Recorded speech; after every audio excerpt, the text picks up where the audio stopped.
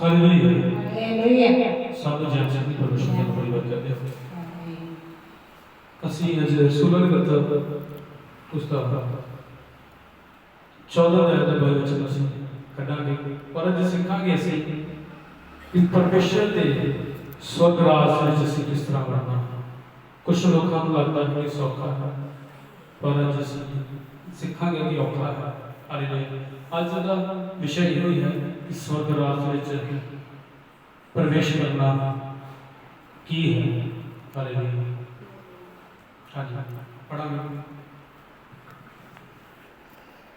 ਹਰ ਚੇਲਿਆਂ ਦੇ ਮਨਾਂ ਨੂੰ ਤਕੜੇ ਕਰਦੇ ਹਰ ਇਹ ਉਪਦੇਸ਼ ਦਿੰਦੇ ਸਨ ਕਿ ਨਿਸ਼ਚਾ ਵਿੱਚ ਬਣੇ ਰਹੋ ਅਤੇ ਤਿਆਗ ਪਈ ਅਸੀਂ ਬਹੁਤ ਵਿਪਤਾ ਸਹਿ ਕੇ ਪਰਮੇਸ਼ਰ ਦੇ ਰਾਜ ਵਿੱਚ ਵੜਨਾ ਹੈ। ਹਾਲੇਲੂਇਆ। ਹਾਲੇਲੂਇਆ। हालेलुया। हालेलुया। और चेलों के मन को स्थिर करते करते रहे और ये उपदेश देते थे कि विश्वास में बने रहो और वह कहते थे हमें बड़े क्लेश उठाकर परमेश्वर के राज्य में प्रवेश करना होगा। हालेलुया। कुछ लोग कहते सौखा ही है, कुछ लोग कहते सौखा है। फिर बड़ा क्लेश सह के बड़ी समस्याओं सह के बड़ी कठिनाइयां सह के परमेश्वर के हजूर में जाना पड़ता है। कुछ लोग सोचते हैं खासकर कई पासवान में कि कह देते हैं कि अच्छा इन्हें वैसे पाया है ते शायद पता नहीं बहुत अच्छा इहदा जीवन आ कि कोई इहदी जिंदगी मुश्किल नहीं है, कोई इहदी जिंदगी कठिनाई नहीं है, कोई भी समस्या नहीं है।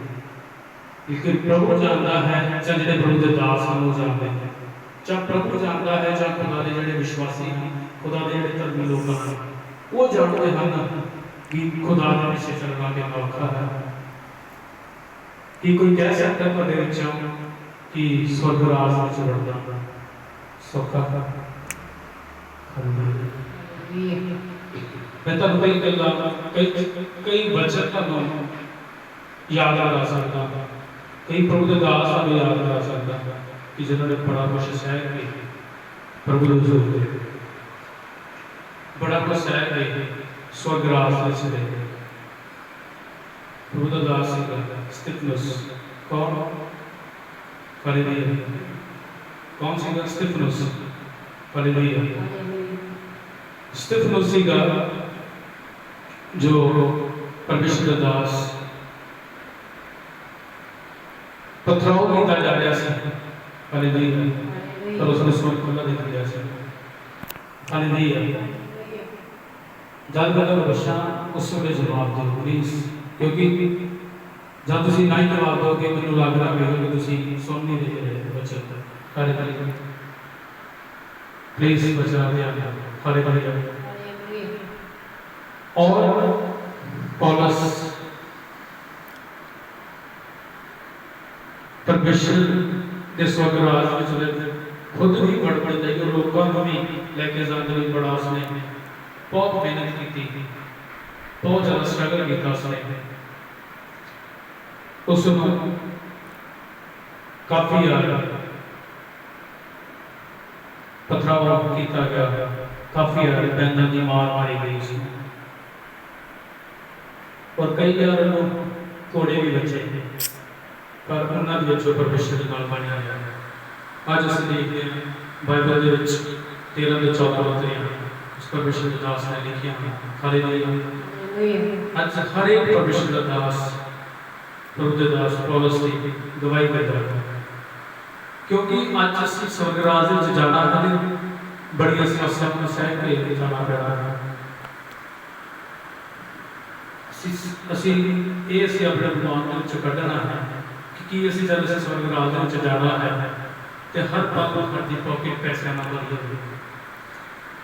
हर समय साडे मोटरसाइकिल में साडी गड्डी दे विच तेल होवे, हर समय साडे घर दे विच अनाज होवे, हर एक चीज़ साडे लिए अवेलेबल होवे, हर एक चीज़ साडे लिए प्रोवाइड की जाए।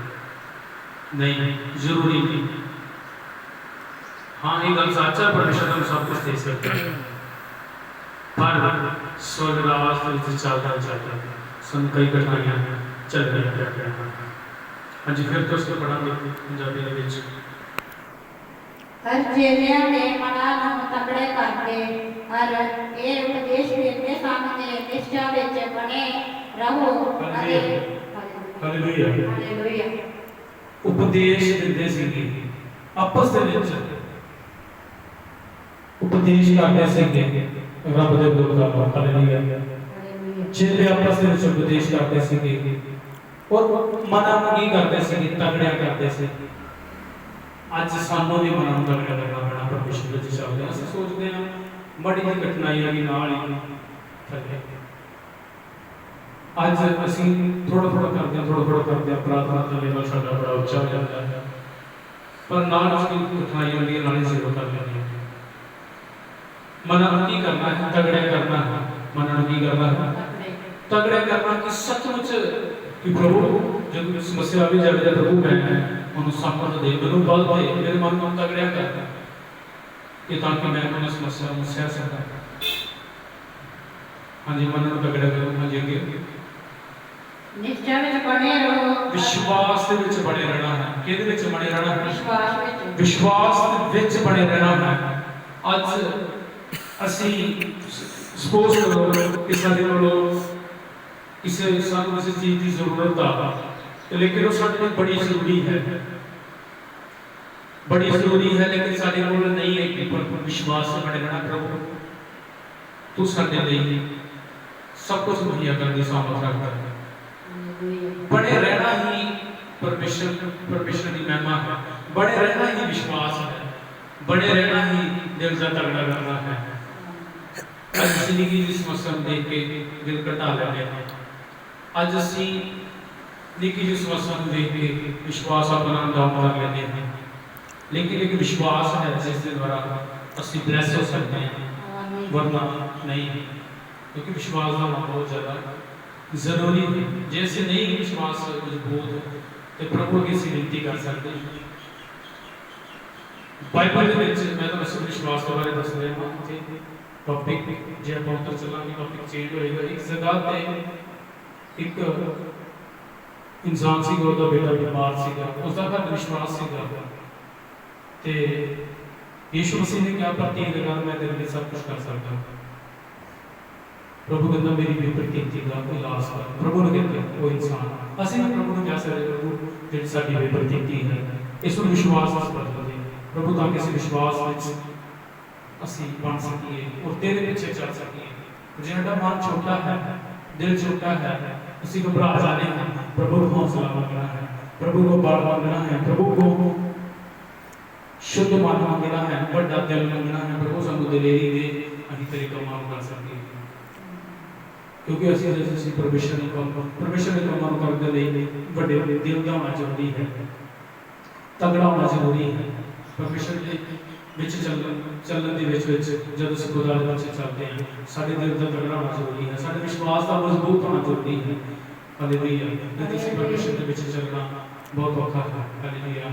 हाँ जी, निश्चय में बने रहो अते त्याग है असी बहुत विपदा सह के परमेश्वर के राज विच बढ़ना है। हालेलुया। बहुत सारी विपदा एक नहीं। हालेलुया। कुछ लोग सोचते हैं स्वर्ग राज में जाना बड़ा ही सौखा है। बहुत सारी विपदाएं, बहुत सारी समस्याओं सह के प्रभु के राज में बढ़ना पैना। बहुत सारी, एक नहीं, बहुत सारी। अज असी इस तरह सोचते हैं कि यार असी खुदा दे विच चल रहे हैं, सानू की लाभ है? बई लाभ तेरे लिए स्वर्ग पक्का है। भाई सदा की मौत तो तू छुट चुका है, तेरे लिए स्वर्ग राज है। भाई सदा की मौत तो तू छुट चुका है, तेरे लिए सदा का जीवन है। भाई तू सदा के क्लेश को छुट चुका है, तेरे लिए सदा की शांति है। हालेलुया। स्वर्ग राज के विच तब सदा की शांति, सदा का आराम, सदा का जीवन का मिलेगा। हालेलुया। जो कभी धरती पर नहीं मिलेगा। हालेलुया। इस करके से सब कुछ सहना पैना है, ये सब कुछ सहना पैना है। आज ਅਸੀਂ सोचते हैं अच्छा कारोबार होवे, अच्छी सैलरी होवे तो खुदा दी महिमा कर सकते हैं, तो कोई भी कर सकता है। लेकिन कुछ नहीं हैगा ते चाह कुछ थोड़ा है तो ਉਹਦੇ ਵਿੱਚ ਹੀ ਪਰਮੇਸ਼ਰ ਦੀ ਮਹਿਮਾ ਕਰਨੀ ਪੈਣੀ ਹੈ। ਹਾਲੇਲੂਇਆ। ਅੱਜ ਕਈ ਪ੍ਰਭੂ ਦੇ ਦਾਸਾਂ ਤੋਂ व्हीकल्स नहीं आ गए। हालेलुया। कई पर उस विच जो स्ट्रगल कर रहे हैं, मेहनत कर रहे हैं, मैं विश्वास करता हूँ पर परमेश्वर उन्होंने सब कुछ वो सब कुछ उन्होंने प्रोवाइड कर जा रहा है। कई जिले विश्वासी परमेश्वर के लोग धर्मी लोग चली जा रहे हैं पर मैं विश्वास करता हूँ कि जिस वचन सालों चल रहे हैं तो उन्होंने सब कुछ मेरा परमेश्वर कर जा रहा है। हालेलुया। सचमुच अज दा जेड़ा पाक वचन है, आस्था पवित्र वचन है, स्वर्ग राज की तैयारी दे नहीं है कि असं अगर स्वर्ग राज में बढ़ना है तो ये सब चीज़ां सह के फिर स्वर्ग राज में असं जा सकते हैं। हालेलुया। तो प्लीज अज तो स्वर्ग राज की तैयारी करनी है, उन्होंने सब चीज़ों ने इग्नोर कर देना है, उस क्लेशन को इग्नोर कर देना है, उस गरीबी को इग्नोर कर देना है, उस बीमारी को इग्नोर कर देना है, उन समस्याओं को इग्नोर कर देना है। जो चीज़ां साढ़े को नहीं है कि हम सारी चीज़ों को इग्नोर कर देना है, वो परमेश्वर के वल गौर करना है, परमेश्वर के वल ध्यान देना है, स्वर्ग राज वल ध्यान देना है, स्वर्ग वल ध्यान देना है, ताकि असं परमेश्वर के चलते ये सब चीज़ां मेरा परमेश्वर हमें मुहैया करेगा। लेकिन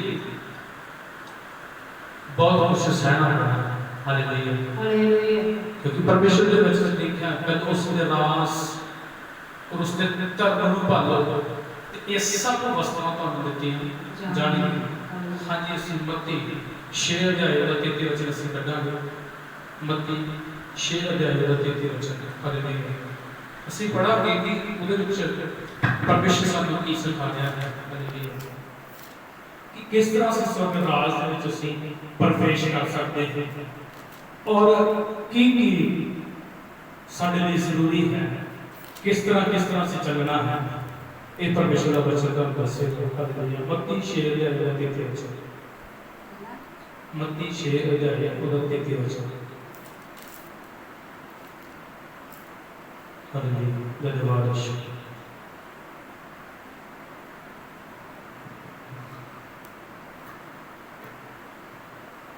पर ਤੁਸੀਂ ਪਹਿਲਾਂ ਉਹਦੇ ਰਾਜ ਅਤੇ ਉਹਦੇ ਧਰਮ ਨੂੰ ਭਾਲੋ ਤਾਂ ਤੁਹਾਨੂੰ ਇਹ ਸਾਰੀਆਂ ਵਸਤਾਂ ਵੀ ਦਿੱਤੀਆਂ ਜਾਣਗੀਆਂ।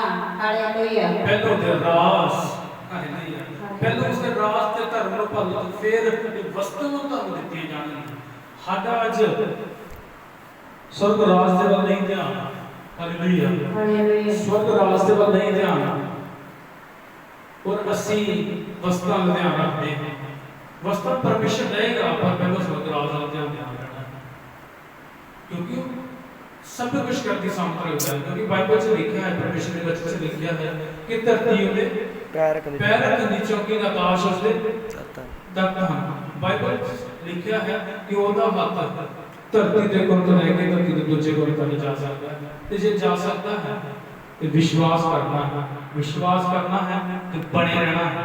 जे बने रहना है तो प्रभु तुहाडे लिए सब कुछ करेगा। हालेलुया। आज का विषय ये है कि बहुत कुछ सह के राज करना पैना है। हालेलुया।